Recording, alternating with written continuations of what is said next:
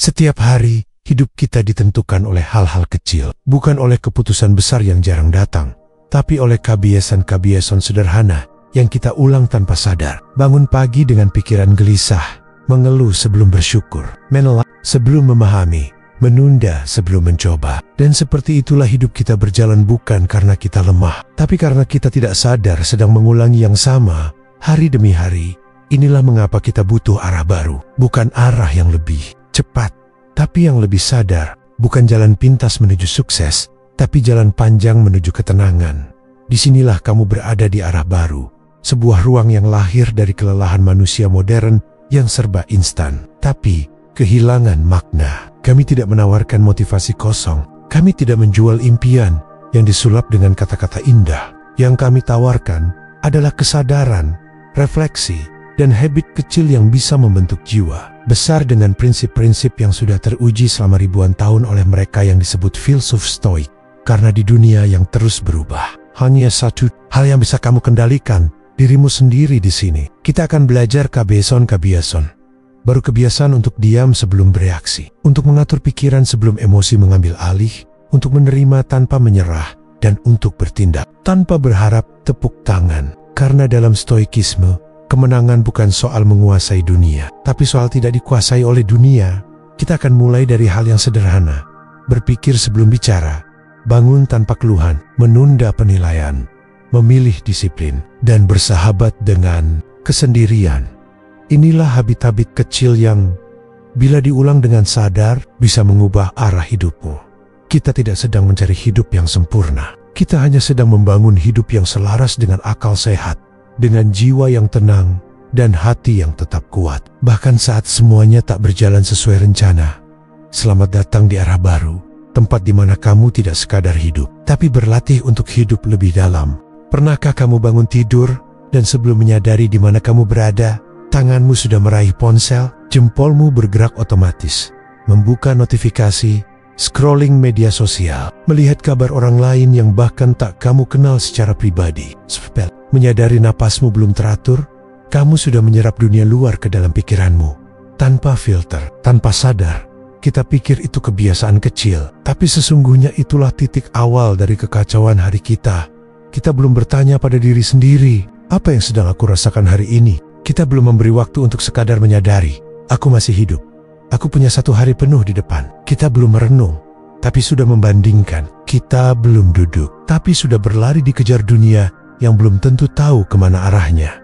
Disinilah peran refleksi pagi menjadi penting. Kebiasaan yang sangat sederhana, tapi sangat berharga. Bangun, duduk, diam sejenak, dan hadir dalam diri sendiri.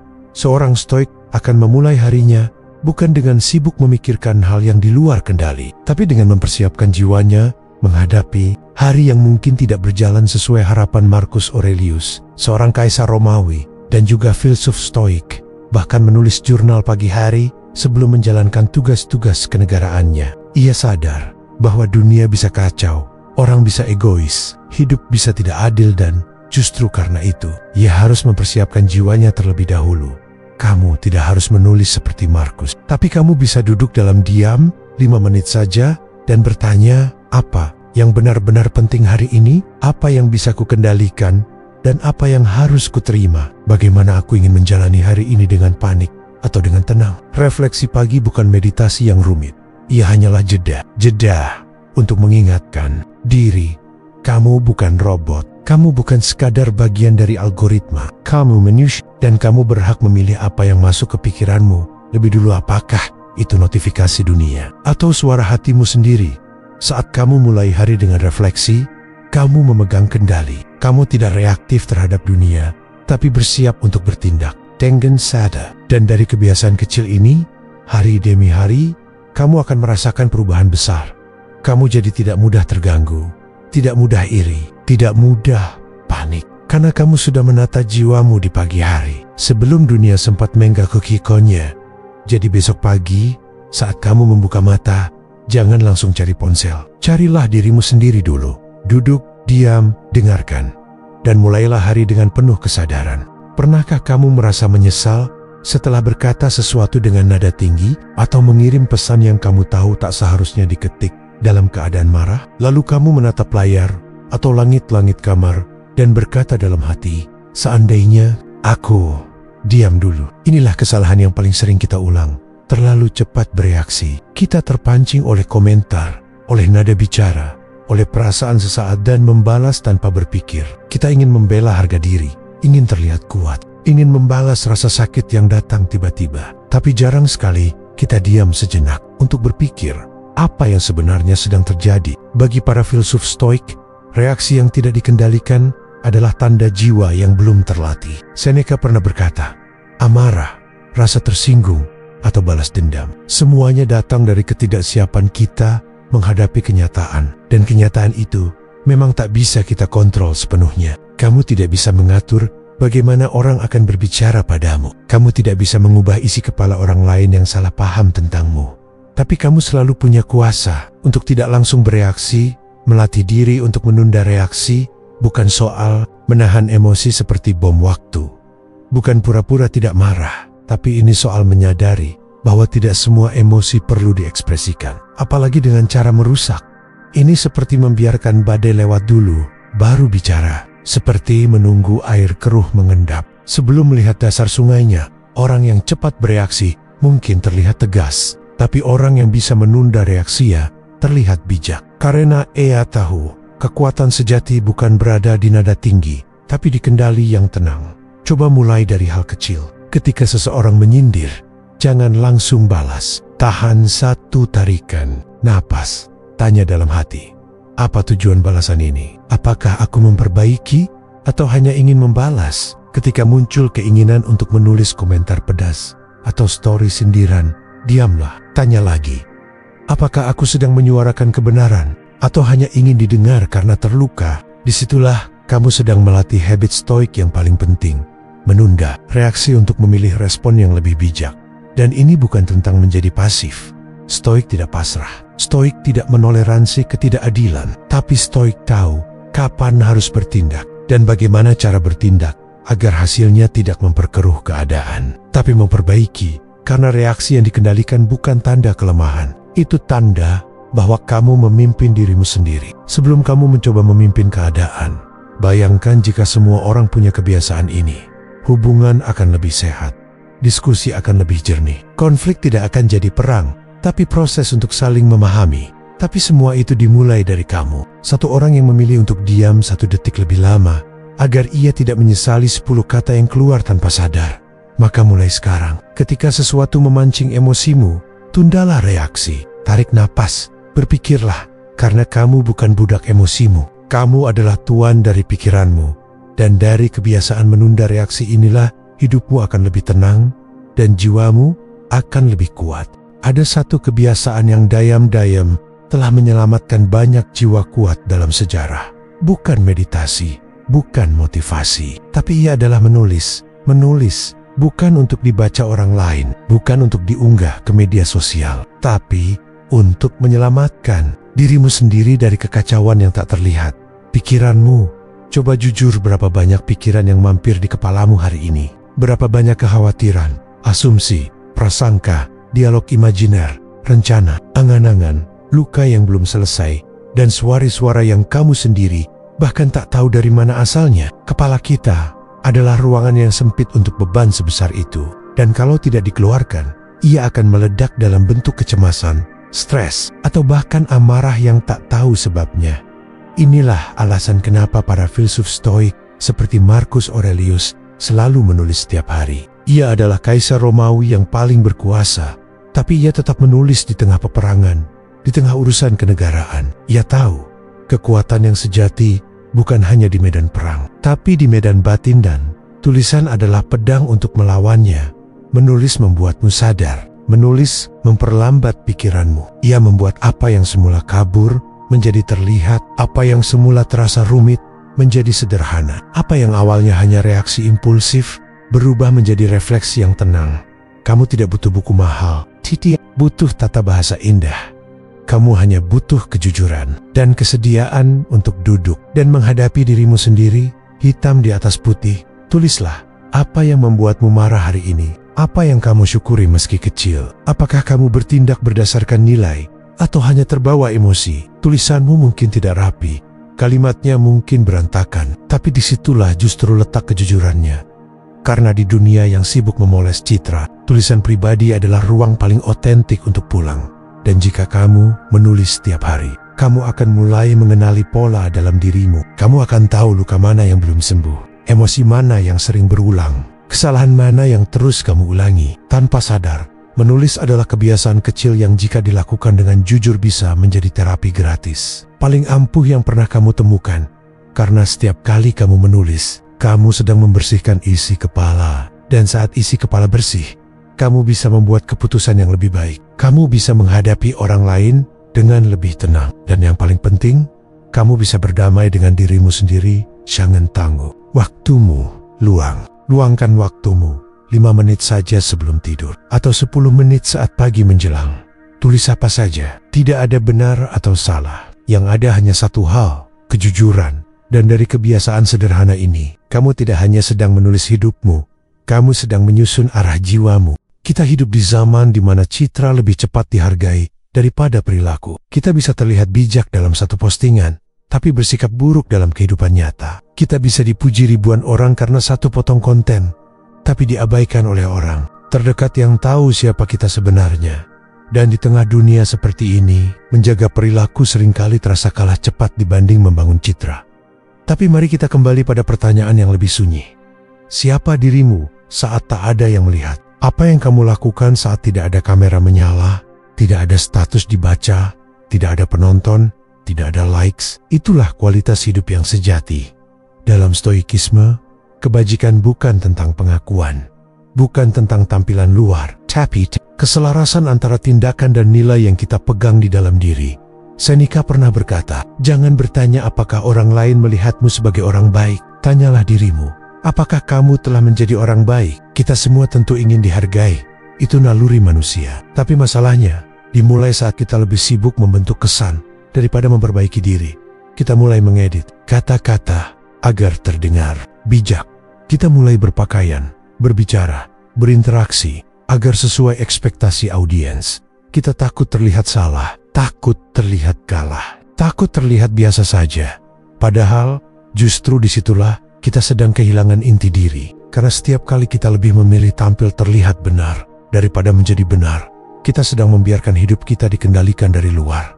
Bayangkan ini, ada dua orang. Yang satu membentuk citra sebagai pribadi religius, bijak, penuh motivasi. Tapi di rumah, ia kasar, tidak jujur, tidak bisa dipercaya. Yang satu lagi, tidak punya media sosial, tidak suka bicara panjang. Tapi dalam hidupnya sehari-hari, ia sabar, ia menepati janji, ia jujur, ia rendah hati. Pertanyaannya, siapa yang benar-benar bijak? Jawabannya bukan soal popularitas, tapi soal konsistensi antara hati dan tindakan. Inilah yang perlu kita latih sebagai habit stoik, menjaga perilaku, bahkan saat tidak dilihat siapapun. Karena hidup bukan pertunjukan, dan kita tidak perlu panggung untuk jadi pribadi yang berharga. Mulailah dari hal kecil, jangan menyindir di media sosial. Kalau kamu tak berani bicara langsung, jangan tampak ramah di luar, tapi bersikap buruk di balik layar. Jangan bangun motivasi untuk orang lain kalau kamu sendiri tak mau berjuang diam-diam. Karena citra bisa dibentuk dalam semalam, tapi perilaku dibangun dalam proses panjang yang jujur, sabar, dan kadang menyakitkan. Stoik mengajarkan kebaikan tidak butuh penonton. Ia tumbuh dalam keheningan. Ia tampak dalam pilihan yang tidak populer. Ia hadir dalam keputusan sulit yang kamu buat sendirian saat tak ada tepuk tangan. Dan jika kamu menjadikan ini sebagai kebiasaan untuk menjaga perilaku, bukan hanya penampilan, kamu mungkin tidak akan cepat terkenal, tapi kamu akan tenang, kamu akan utuh, dan yang paling penting, kamu akan menjadi pribadi yang tidak mudah digoyahkan oleh ombak luar, karena akarmu telah tumbuh dari dalam. Ada satu kalimat yang terdengar sederhana, tapi terasa berat diucapkan oleh banyak orang. Mungkin aku salah. Kalimat ini tidak terdengar hebat, tidak akan membuatmu tampak pintar, tidak memicu decak kagum. Tapi justru kalimat inilah yang bisa menyelamatkan relasi, membuka pintu pengetahuan, dan memelihara kedamaian di dalam dirimu sendiri. Di tengah dunia yang penuh opini, debat, dan ego, mengakui bahwa kita bisa salah sering dianggap sebagai tanda kelemahan. Padahal, Menurut para filsuf Stoik, itu adalah tanda kekuatan batin yang sesungguhnya, karena orang lemah merasa dirinya harus selalu benar. Tapi orang kuat tahu, kebenaran tidak takut diuji, dan kebenaran tidak akan runtuh hanya karena kamu bersedia memperbaikinya. Epictetus pernah mengajarkan bahwa kesombongan intelektual adalah penghalang terbesar dalam perjalanan jiwa. Saat kita tidak mau mengakui kesalahan, kita berhenti bertumbuh. Kita tidak hanya membohongi orang lain, tapi kita sedang membatasi versi terbaik dari diri kita sendiri. Kita mungkin berpikir bahwa harga diri dibangun dari menang argumen. Tapi kenyataannya, harga dirimu justru akan tumbuh lebih kuat saat kamu mampu melihat ke dalam dan berkata, "Tunggu sebentar, bisa jadi aku keliru. Mari aku dengarkan dulu." Kebiasaan untuk terbuka pada kesalahan adalah tanda seseorang memiliki mentalitas belajar, dan stoikisme menjunjung tinggi hal ini. Karena dalam setiap kesalahan, ada peluang untuk menjadi lebih bijak. Bukan lebih kecil, tapi justru lebih besar dari sebelumnya. Kamu tidak akan kehilangan wibawa karena mengakui salah. Tapi kamu akan kehilangan arah kalau terus mempertahankan kebodohan. Dan lebih jauh lagi, kalimat "mungkin aku salah" bukan hanya soal argumen atau perdebatan. Kadang, itu soal perasaan, soal ego yang mengira orang lain menyakitimu. Padahal, kamu salah paham. Soal keputusan yang kamu bela mati-matian, padahal ternyata hanya lahir dari rasa takut atau gengsi. Soal kesimpulan yang kamu tarik terlalu cepat sebelum kamu benar-benar mengerti situasi. Kebiasaan ini, kebiasaan mengevaluasi diri sebelum menyalahkan orang lain, akan membentuk dirimu menjadi pribadi yang rendah hati, terbuka, dan tenang. Bayangkan, jika kamu membiasakan ini dalam hubungan, pasanganmu tidak harus merasa selalu kalah dalam perdebatan. Teman-temanmu tidak merasa perlu menjaga jarak hanya karena kamu susah dinasihati. Rekan kerja tidak takut memberi masukan karena kamu tidak reaktif. Dan kamu sendiri akan hidup lebih ringan karena kamu tidak merasa perlu memikul citra bahwa kamu selalu benar. Kamu memberi ruang bagi dirimu untuk belajar, berubah, dan berkembang. Ingat ini. Kamu bukan kesalahanmu, tapi kamu bisa menjadi pribadi yang lebih bijak jika kamu bersedia untuk menyadari dan mengakuinya. Mungkin aku salah, bukan tanda akhir, tapi justru tanda awal dari arah baru. Di dunia yang terus memburu lebih, bersyukur tanpa alasan besar, terdengar seperti lelucon. Kita diajarkan sejak kecil bahwa bersyukur itu penting, tapi dalam praktiknya, kita baru bersyukur kalau gajinya naik, kalau keinginannya terkabul, kalau masalahnya selesai. Seakan-akan syukur itu hanya boleh hadir kalau ada sesuatu yang besar terjadi. Tapi para filsuf Stoik melihat syukur dengan cara yang berbeda. Bagi mereka, syukur bukan hasil. Syukur adalah latihan. Dan yang dilatih bukan cuma perasaan, tapi cara melihat hidup. Karena hidup ini pada dasarnya tidak berutang apapun kepada kita. Tidak ada jaminan kamu akan selalu sehat. Tidak ada janji bahwa semua orang akan adil. Tidak ada kontrak bahwa mimpimu pasti akan terwujud. Tapi di tengah semua ketidakpastian itu, masih ada hal-hal kecil yang dayam-dayam tetap hadir setiap hari. Dan stoikisme mengajak kita untuk tidak melewatkannya. Kamu bisa bersyukur bukan karena semuanya berjalan baik, tapi karena kamu masih bisa memilih bagaimana menyikapinya. Kamu bisa bersyukur saat pagi datang, bukan karena hari itu sempurna, tapi karena kamu masih diberi kesempatan untuk memperbaiki. Kamu bisa bersyukur bukan karena rasa sakitnya hilang, tapi karena kamu tahu dari rasa sakit itulah kamu belajar tentang batas, tentang let go, tentang ketahanan. Stoikisme melatih kita untuk tidak menunggu hal besar, karena hal besar jarang datang. Tapi hal kecil, itulah yang mengisi hidup kita setiap hari. Segelas air hangat, langit yang tidak hujan saat kamu berangkat, teman yang masih membalas pesan meski hanya oke, pikiranmu yang sedang jernih hari ini, atau tubuhmu yang bisa berjalan, bernapas, dan duduk dengan tenang sekarang. Itu semua tidak kita saja yang sering buta karena sibuk melihat ke depan, ke atas, dan ke arah orang lain. Kita sering lupa bahwa rasa tidak puas bukan karena hidup kita kekurangan, tapi karena mata kita terlalu sering mencari yang belum dimiliki. Bersyukur tanpa alasan besar adalah kebiasaan yang membentuk cara pandang. Dan cara pandang itulah yang menentukan ketenanganmu. Karena orang yang hanya bisa bersyukur saat ada pencapaian akan mudah kecewa saat hidup stagnan. Tapi orang yang bisa bersyukur dari hal paling sederhana, akan tetap tenang. Pokonsot, hidup tidak sempurna. Coba latih itu. Setiap pagi, sebut 3 hal kecil yang kamu syukuri. Setiap malam, ingat kembali momen sederhana yang membuat harimu tidak hancur. Ulangi, hari demi hari, dan tanpa sadar, kamu sedang membangun benteng batin yang tak mudah dirobohkan. Karena bersyukur tanpa alasan besar bukan kebodohan, itu kebijaksanaan. Itu tanda bahwa kamu tidak menunggu dunia menyenangkanmu, tapi kamu sendiri yang menciptakan makna dari hal yang sudah kamu punya. Kenapa kita sering merasa kurang, bahkan saat hidup kita, kalau dipikir-pikir, tidak seburuk itu? Jawabannya seringkali sederhana. Karena kita tidak pernah benar-benar kehabisan keinginan. Setiap kali satu keinginan terpenuhi, muncul yang baru. Lalu yang baru itu tumbuh lebih besar, lebih ambisius, lebih menuntut. Dan tanpa sadar, kita terus berlari dalam lingkaran yang tak pernah selesai. Kita pikir kebahagiaan itu soal mendapat apa yang kita mau. Tapi dalam stoikisme, kebahagiaan bukan soal menambah keinginan melainkan menguranginya. Seneca pernah berkata, orang yang cukup puas dengan sedikit adalah orang yang paling kaya. Karena orang yang tidak bisa membatasi keinginannya akan selalu merasa hidupnya kurang, bahkan jika ia sudah memiliki jauh lebih banyak daripada yang pernah ia bayangkan. Dan ironisnya, semakin banyak yang kita miliki, semakin besar rasa takut. Semakin tinggi standar, semakin rumit rasa kecewa. Disinilah stoikisme berdiri teguh, bukan untuk membuatmu anti ambisi, bukan untuk membuatmu pasrah atau malas, tapi untuk mengajarkan cara membedakan mana yang kamu butuhkan dan mana yang hanya keinginan ego. Contohnya sederhana. Apakah kamu benar-benar butuh ponsel terbaru? Atau kamu hanya ingin terlihat up to date? Apakah kamu benar-benar perlu naik jabatan tahun ini? Atau kamu hanya ingin membuktikan bahwa kamu lebih baik dari teman seangkatan? Apakah kamu mengejar hal ini karena kamu butuhnya? Atau takut tidak dianggap bernilai tanpanya? Stoikisme tidak menyuruh kita berhenti bermimpi, tapi ia mengingatkan, kamu harus bebas dari keinginan-keinginan yang dikendalikan oleh rasa takut dan perbandingan. Karena banyak orang mengejar mimpi bukan karena ingin hidup lebih bermakna, tapi karena takut hidupnya terlihat biasa saja.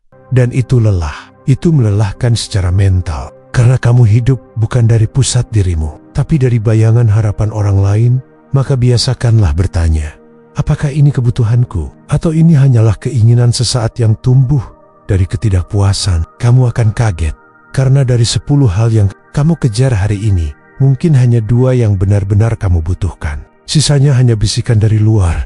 Dan saat kamu mulai membatasi keinginan, kamu akan menemukan satu hal yang luar biasa. Kebahagiaanmu ternyata tidak pergi. Ia justru datang karena ruang hatimu kini tidak penuh oleh ambisi. Karena kamu punya waktu untuk bersyukur. Karena kamu bisa menikmati tanpa terburu-buru mengejar lagi dan lagi. Mengatur keinginan bukan bentuk kemiskinan batin. Itu justru tanda bahwa kamu cukup kuat untuk tidak dikuasai oleh dunia. Bahwa kamu tahu, kamu bisa lebih ringan dengan sedikit, tapi penuh makna. Dan itulah kekayaan sejati yang tidak bisa dicuri siapapun. Kata kematian adalah sesuatu yang jarang kita bicarakan, apalagi di tengah kehidupan yang sibuk. Orang lebih suka membicarakan impian, kesuksesan, rencana masa depan. Tapi sangat sedikit yang mau duduk diam dan berkata, aku akan mati, entah besok, entah 10 tahun lagi. Padahal justru dari sanalah kesadaran sejati tentang hidup bisa lahir. Dalam stoikisme, mengingat kematian bukanlah hal yang kelam, bukan tanda depresi, bukan pula bentuk pesimisme, tapi sebuah latihan batin untuk menata kembali arah hidup yang mungkin selama ini hanya diisi oleh rutinitas tanpa makna. Para filsuf stoik menyebutnya memento mori. Ingatlah bahwa kamu akan mati. Bukan agar kamu takut, tetapi agar kamu terjaga. Karena hanya dengan mengingat batasnya, kita bisa benar-benar menghargai apa yang ada di tengah perjalanan. Kamu mungkin berpikir, kenapa harus mengingat kematian? Bukankah itu hanya membuat hoti-ber? Tapi cobalah renungkan ini. Berapa banyak keputusan yang lebih baik akan kamu ambil jika kamu sadar bahwa waktumu terbatas? Berapa banyak pertengkaran yang akan kamu hindari jika kamu tahu bahwa orang yang kamu marahi hari ini bisa saja tak ada esok hari? Berapa banyak kata cinta, kata maaf, kata terima kasih yang akan kamu ucapkan sekarang kalau kamu tahu bahwa tidak ada janji kamu masih hidup minggu depan? Mengingat kematian bukan soal menyerah pada nasib, tapi tentang menata ulang prioritas. Orang yang sadar akan kematiannya tidak akan buang waktu untuk hal remeh. Ia tidak akan menunda-nunda perubahan penting dalam hidupnya. Ia tidak akan menumpuk dendam, karena ia tahu waktu terlalu pendek untuk menyimpan luka. Dan ia tidak akan menahan kasih sayang karena ia tahu besok belum tentu datang. Marcus Aurelius menulis dalam jurnalnya, "Kamu bisa mati kapan saja, maka biarkan setiap tindakan, pikiran, dan keputusanmu mencerminkan seolah ini adalah harimu yang terakhir." Itu bukan kalimat menakutkan, itu panggilan agar kita hidup dengan lebih sadar. Kalau kamu tahu hidup ini singkat, maka kamu tidak akan mengejar semua hal. Kamu akan memilih mana yang benar-benar berarti. Kamu akan lebih hadir saat bersama orang tua, lebih jujur dalam relasi, lebih menghadapi masalah yang ternyata tidak sepenting itu. Dan yang paling penting, kamu akan berhenti menunggu waktu yang tepat untuk hidup, karena kamu sadar waktu yang tepat itu bukan nanti, tapi sekarang. Jadi bukan kita tidak mengingat kematian untuk takut. Kita mengingatnya agar kita bisa mencintai hidup ini dengan lebih dalam. Mencintai dengan kesadaran, bukan keterpaksaan. Berpikir dengan bijak, bukan dengan tergesa. Hidup teng arah, bukan hanya bergerak. Karena mereka yang paling menghargai hidup adalah mereka yang sadar bahwa hidup ini tidak akan berlangsung selamanya.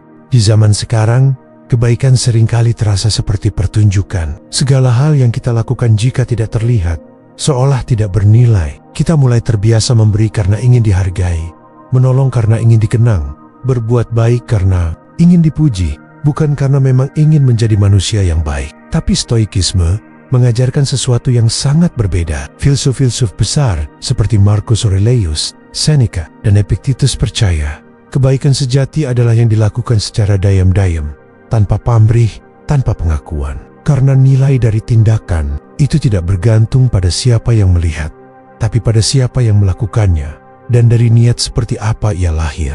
Kamu mungkin pernah membantu seseorang, dan setelah itu merasa kecewa karena dia tidak berterima kasih. Kamu mungkin pernah bersikap tulus, tapi dibalas dingin. Pernah mendoakan seseorang, tapi tidak pernah sekalipun diingat namamu.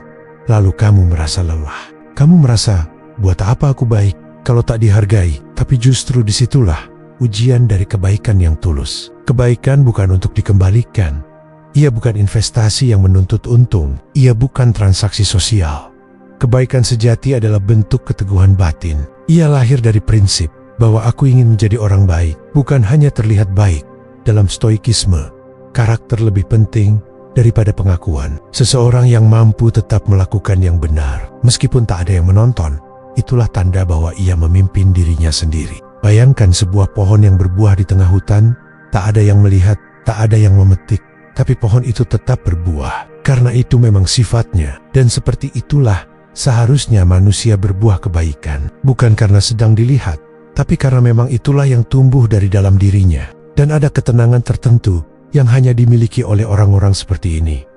Orang yang tidak perlu validasi, orang yang tidak lelah memikirkan pendapat orang lain, orang yang tahu bahwa meski dunia tidak selalu adil, aku bisa tetap menjadi bagian yang tidak menambah luka. Kebaikan seperti ini mungkin tidak viral, tidak selalu disyukuri, kadang bahkan disalahpahami, tapi ia akan selalu punya tempat di hati orang-orang yang pernah merasakannya. Dan yang lebih penting, ia akan tertanam dalam dirimu sendiri, membentukmu jadi pribadi yang damai meski tak disorot siapapun. Bersikap baik tanpa harus dilihat bukan hanya bentuk kerendahan hati, tapi juga bentuk kedewasaan. Karena kamu tahu, hidup ini tidak perlu panggung untuk punya makna, dan kamu tidak perlu jadi pahlawan untuk punya nilai.